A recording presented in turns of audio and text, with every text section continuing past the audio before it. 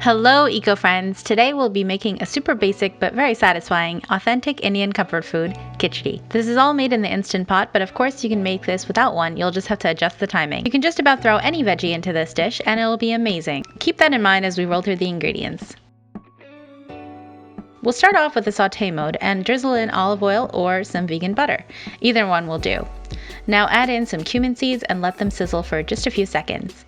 Add in some green chilies, ginger. I make freezer cubes like this by just blending it up with enough water to get my blender going, and this way I don't have to grate it into every dish and it's super handy. Red chili powder, turmeric, and hing. Mix and add in your cauliflower, rice, and dals. Here I used a mix of channa, moong, and masoor, but you can add whatever lentils you have on hand.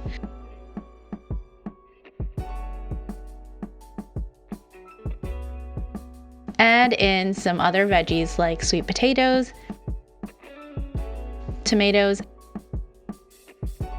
and spinach. Sprinkle in some salt to season.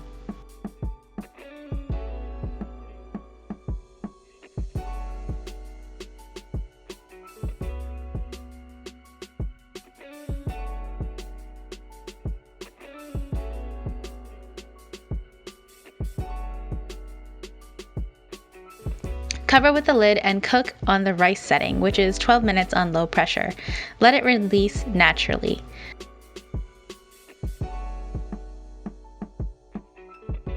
Garnish with cilantro and devour. This is great with some Indian pickle or my vegan dahi.